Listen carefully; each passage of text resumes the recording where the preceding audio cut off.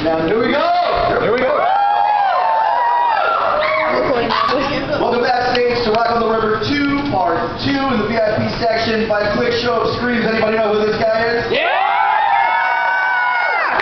It's Bert from the U's. How's it going? Good. Thank you for coming to Jacksonville, man. We really appreciate it. Thanks for having us. Always good to be here. It's been a while since the boys have been here in town.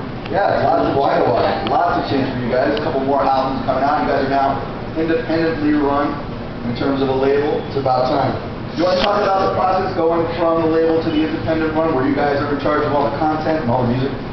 Yeah, it's just been a long time. We were with Warner for about 9 years, so I feel like towards the end of our relationship with them, a lot of things that they promised us towards the beginning of the relationship were becoming lies, and they wanted more creative control of the record. As far as telling me not to say SHIT, and don't tell me not to say it. I'm not gonna say it. Say it.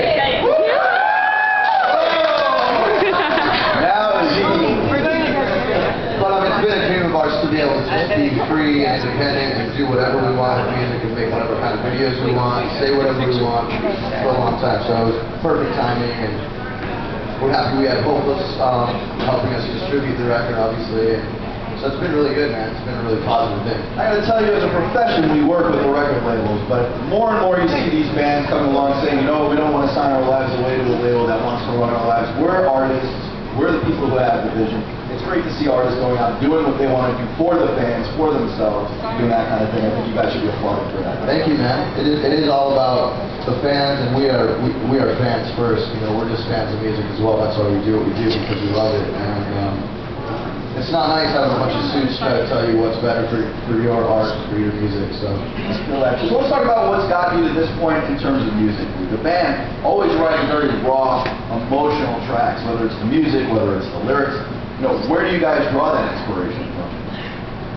Just from everyday life. I mean, a lot of things. I've been through a lot of things in my life, and I know everyone in this world has been through a lot of things. For me, I guess that I was given a gift to be able to write that down in a way that everyone can kind of absorb that and take that for what it means to them. And I think that's really important.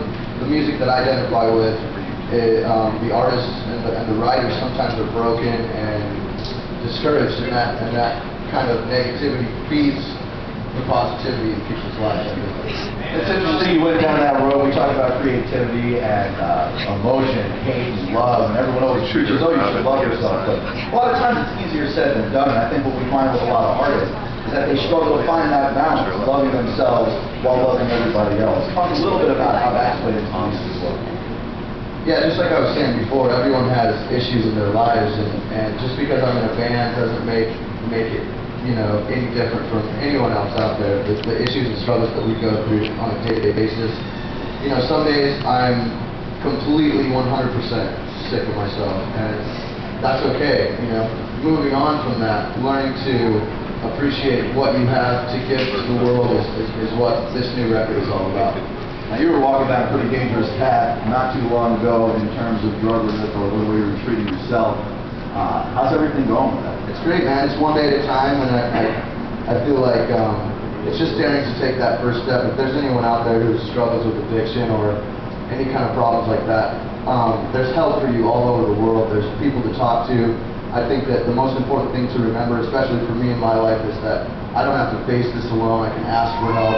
And there's people who have been through what you and I have been through, so the help is out there. Talking about coming from there to here, now that you're clean and now that you're back on track and doing what you want to do with your life, getting that message out there, I think it's really important for people to see that. And then the success that it leads to. You guys, main stage at Warped Tour this year as well as some other festivals. Talk about the rise back to this prominence. Yeah, man, we never really put any limits to the success of the band. When we first started the band, we thought that we had made it once we got asked to play the Warped Tour. We're like, oh, we've succeeded, this is a dream come true. So for us to be able to go back 10 years later and play again is incredible, and I think it's all about really living your life with an open heart and allowing the successes and failures to really define who you are as a person. I think it's pretty amazing. I appreciate you and boys coming through town playing Rock on the River 2 Part 2. One more time for Bert from the